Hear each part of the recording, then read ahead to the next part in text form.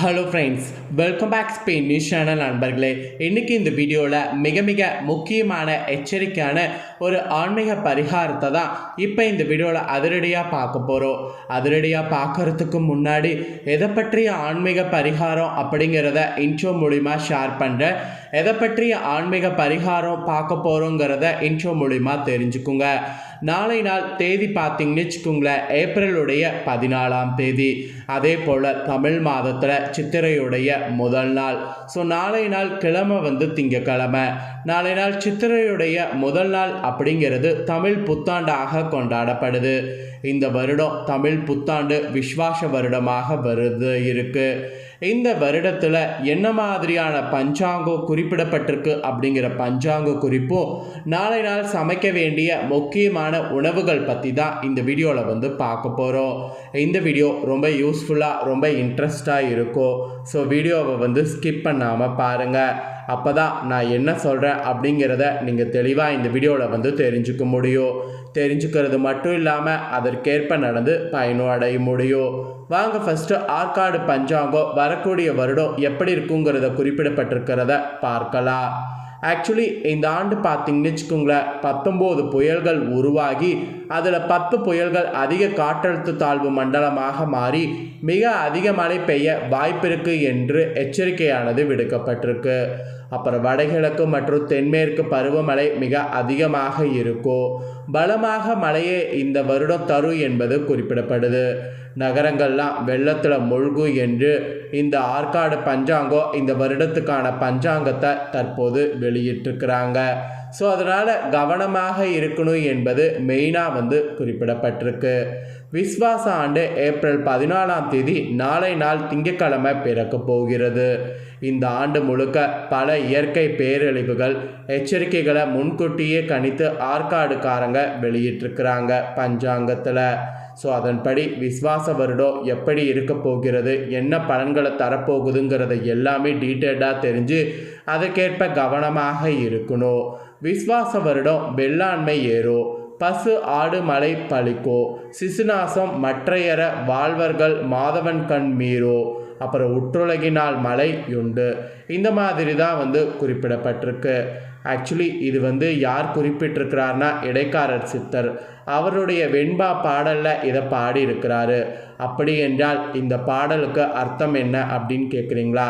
இந்த விஸ்வாச ஆண்டு மழை அதிக அளவில் இருக்கும். விவசாயம் ஆடு மாடுகளில் நல்ல பலன் கிடைக்கும். ஆன்மீகத்தில் உள்ளவர்களுக்கு தொல்லை ஏற்படும். ஆன்மீக நம்பிக்கை தெய்வ நம்பிக்கை அதிகரிக்கும். குழந்தைகளுக்கு பாதிப்பை ஏற்படுத்தும். இந்த மாதிரி ஆண்டாக இந்த ஆண்டு இருக்கும் என்பது இந்த பாடல் மூலிமா இடைக்காரர் சித்தர் குறிப்பிட்டிருக்கிறாரு. ஸோ அதனால் கொஞ்சம் கவனமாக இருக்க வேண்டியது நல்லது. ஆக்சுவலி இந்த விஸ்வாச ஆண்டின் பொது பலன்கள் பார்த்தீங்கன்னு வச்சுக்கோங்களேன், இதுதான் என்று மெயினாக குறிப்பிடப்பட்டிருக்கு. இந்த ஆண்டு பிறந்ததுக்கு பின்னாடி ஆதாயம் 65, விரயம் 59, லாபம் 6. இந்த மாதிரி பஞ்சாங்கத்தில் கணக்கிடப்பட்டிருக்கு. உலகின் உணவு உற்பத்தி மிக அதிக அளவில் பார்த்தீங்கன்னு வச்சுக்கோங்களேன், இந்த ஆண்டு குறையும். அணு ஆயுத உற்பத்தி இந்த ஆண்டு அதிகரிக்கும். இரும்பு எஃகு தடவளங்களுடைய உற்பத்தி இந்த ஆண்டு அதிகரிக்கும். விமான போக்குவரத்தில் பல அதிநவீன மாற்றங்கள் ஏற்படும். எரிவாயு உற்பத்தியும் அதன் விலையும் இந்த ஆண்டு அதிகரிக்கும். ஸோ இந்த மாதிரி நிறைய அதிகரிக்கும் என்பது குறிப்பிடப்பட்டிருக்கு. மருத்துவத்தில் கூட இந்திய தனித்தன்மையை எட்டும். மழை அதிகம் பெய்யும். இருப்பினும் குடிநீர் பற்றாக்குறை தேவை கொஞ்சம் அதிகரிக்கும். அடிக்கடி வரக்கூடிய ஆண்டு மின்தடை ஏற்படும்.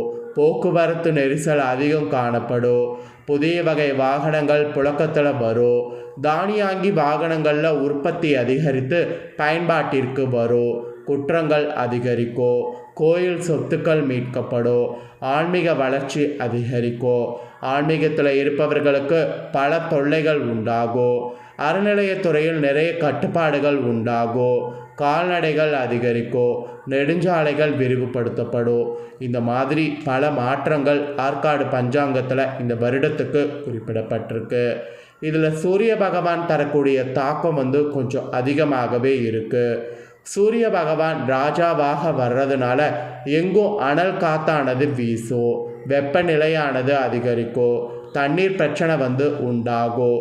அப்புறம் சித்த ஆயுர்வேதத்தின் தேவையானது அதிகமாகும். மக்களுக்கு தீராத விஷக்காய்ச்சல் சூரியனால் உண்டாகும். தொழில்துறையில் பெண்களுடைய முன்னேற்றம் சூரியனால் அதிகரிக்கும். போலி மருத்துவர்கள் கண்டுபிடிக்கப்படுவாங்க. வெளிநாட்டு முதலீடுகள் இந்தியாவுக்கு வரும். இந்த மாதிரிலாம் பார்த்திங்கன்னு வச்சுக்கோங்களேன், சூரிய பகவானுடைய தாக்கத்தினால புதிய வருடத்தில் இருக்கும். ஸோ புதிய வருடத்தில் இந்த மாதிரியான தாக்கங்கள் இருக்கிறதுனால இதற்கேற்ப நடந்து பலன் பெறுங்க. ஸோ இவ்வளோ நேரம் ஆற்காடு பஞ்சாங்கத்தில் என்ன குறிப்பிடப்பட்டிருக்கோ அதை ஷேர் பண்ணேன். இப்போ நெக்ஸ்ட்டு நாளைய இந்த நாளில் நம்ம கண்டிப்பாக பார்த்திங்கன்னு வச்சுக்கோங்களேன், உணவு விஷயத்தில் மெயினாக ஃபோக்கஸ் பண்ணும். ஏன்னா வருடம் முழுக்க நமக்கு செம்மையாக வாழ்க்கை இருக்கிறதுக்கு வருடத்துடைய முதல் நாள் இது கண்டிப்பாக நாம் சமைக்கணும். அதில் என்ன சொல்லப்பட்டிருக்குன்னா, மசால் வடை, பாயாசம், ரசம் இதெல்லாம் நாளை நாள் வைக்கணும். அதெல்லாம் எப்படி வைக்கணும், அதை வைக்கிறதுனால என்ன நன்மை அப்படிங்கிறத தான் இந்த வீடியோவில் உங்களுக்கு சொல்ல போகிறேன். அது எப்படிங்கிற அந்த விஷயத்தை இந்த வீடியோவில் தெரிஞ்சுக்குங்க. ஆக்சுவலி உலகமெங்கிலும் இருக்கக்கூடிய தமிழர்களுக்கு நாளைய ஏப்ரல் 14 தமிழ் புத்தாண்டு கொண்டாடணும் என்று குறிப்பிடப்படுது. இந்த நாளில் புத்தாண்டு நல்வாழ்த்துக்கள் கண்டிப்பாக எல்லாருக்குமே ஒருவருக்கொருவர் வாழ்த்தி கொண்டு புத்தாடைகள் அணிந்து வீட்டை அலங்கரித்து சிறப்பு உணவுகள் செய்து மகிழ்ச்சியாக இருக்கணும் என்பது ஃபஸ்ட்டு சொல்லப்பட்டிருக்கு. நாளை நாள் மசால் வடை, பாயாசம், ரசம் இந்த மாதிரி தமிழ் புத்தாண்டு அன்னைக்கு சாப்பிட வேண்டிய உணவுகள்லாம் இருக்குது. ஆக்சுவலி நாக்கில் எச்சி ஊற வைக்கக்கூடிய உணவுகள் இதெல்லாம். ஸோ தமிழ் புத்தாண்டை நாளை நாள் நீங்கள் செய்ய வேண்டிய சிறப்பு உணவுகள் குறித்து இப்போ நான் உங்களுக்கு சொல்ல போகிறேன். என்னங்கிறத தெளிவாக இந்த வீடியோவில் தெரிஞ்சு பயன்பெறுங்க. ஃபஸ்ட்டு மஞ்சள் பூசணிக்காய் வைத்து சாம்பார் ரெடி பண்ணும். ஆக்சுவலி எளிமையான அதே சமயம் சுவையான மற்றும் சத்தான உணவில் மஞ்சள் பூசணி ரொம்ப முக்கிய பங்கு வகிக்கிறது. இதில் சாம்பார் வைக்கிறது ரொம்ப சிறப்பு. இந்த பூசணிக்காயை துவரம்பருப்போடு நம்ம சாம்பார் தயாரித்தோன்னு வச்சுக்கோங்களேன், அது நமக்கு அவ்வளோ ஒரு சிறப்பாக இருக்கும். புழுங்கல் அரிசி வடித்து அதில் நெய்யோடு இதை ஊற்றி சாப்பிட்டா அவ்வளோ ருசியாக இருக்கும். நாளை நாள் கண்டிப்பாக மெனுவில் சாம்பார் ஒரு முக்கியமாக இருக்கணும். அதுலேயும் தமிழ் புத்தாண்டு சிறப்பு நாளில் பூசணிக்காயை வைத்து சாம்பார் வைக்கிறது ஒரு தனி சிறப்பு. அதனால் பூசணிக்காய் சாம்பார் நாளை நாள் வைக்க மறக்காதீங்க. அப்புறம் ரெண்டாவது நாம் நாளை நாள் ரெடி பண்ண வேண்டியது மசால் வடை. ஆக்சுவலி உளுத்தம்பருப்பு மற்றும் கடலைப்பருப்பில் இந்த மசால் வடையை நாம் ரெடி பண்ணணும். உளுத்தம்பருப்பு, கடலைப்பருப்பு இது ரெண்டுலேயுமே நாளை நாள் ரெடி பண்ணும்போது அது நமக்கு ஒரு பயங்கரமான ஒரு சக்தை கொடுக்கும். ஆக்சுவலி இந்த வட்ட வடிவ கலவையான மசால் வடையை நாளை நாள் சட்னி, சாம்பார், ரசம் இதிலெல்லாம் கலந்து சாப்பிட்டா அவ்வளோ ஒரு ருசியாக இருக்கும். அதனால் உளுத்தம்பருப்பு, கடலைப்பருப்பு இது 2 பருப்பில் வட்ட வடிவில் மசால் வடை ரெடி பண்ணி தேங்காய் சட்னி, சாம்பார், ரசம்லாம் வைத்து சாப்பிடுங்க. மசால் வடை நாளை நாள் கண்டிப்பாக ரெடி பண்ணணும். அதுவும் இந்த பருப்பு வைத்து ரெடி பண்ணணும். நெக்ஸ்ட்டு மூணாவதாக ஸ்வீட்டுக்கு பார்த்திங்கன்னு வச்சுங்களேன், நாளை நாள் அவுள் பாயாசம் ரெடி பண்ணணும். அவுள் மற்றும் பால் சேர்த்து செய்வது தான் அவுள் பாயாசம். இதோடு நெய், நட்ஸு மற்றும் சர்க்கரை உள்ளிட்ட இவெல்லாம் கலக்கணும். இது நாக்கை சுண்டி இழுக்கக்கூடிய சுவையை கொண்டிருக்கும். இது ஆக்சுவலி புத்தாண்டில் முக்கிய உணவு. அதனால் அவுள் பாயாசம் கண்டிப்பாக நாளை நாள் செய்யாமல் இருக்கக்கூடாது. அப்புறம் செய்ய வேண்டியது என்னென்னா மாங்காய் பச்சடி. ஆக்சுவலி நாளை நாள் நம்ம மெனுவில் மாங்காய் பச்சடி கண்டிப்பாக இடம்பெறணும். இந்த உணவு அன்னத்திற்கு ரொம்ப முக்கியம். ஏன்னா இனிப்பு, கசப்பு, துவர்ப்பு இந்த மாதிரி 3 சுவைகளை இது கொடுக்கும். இந்த மாங்காய் பச்சடி ஒரு முக்கிய உணவாக உண்ணப்படுது. ஆக்சுவலி இதில் வெல்லம், மாங்காய், சாம்பார் மசாலா, அப்புறம் வெற்றிலை இதெல்லாம் ரொம்பவே நம்ம சேர்க்கணும். இதெல்லாம் சேர்க்கிறது நம்மளுடைய லைஃப்பில் எல்லாமே சேர்க்கிற மாதிரி. அதனால் மாங்காய் பச்சடி கண்டிப்பாக நாளை நாள் ரெடி பண்ணும். அப்புறம் ஃபைனலாக வேப்பம்பூ ரசம். இந்த ரசம் பருப்பு, ரசம் மசாலா, மிளகுத்தூள், புளித்தண்ணீர்லாம் சேர்த்து நம்ம தயார் பண்ணும். இதோடு வேப்பம்பூவை சேர்க்கணும். அவ்வளோதான். இது உங்கள் வயிற்றை ஆற்றும். அது மட்டும் இல்லாமல் சில அற்புதமான செரிமான பண்புகளை கொண்டு இருக்குது. அதனால் டைனிங் டேபிளில் நாளை நாள் இதுவும் கண்டிப்பாக இருக்கணும்.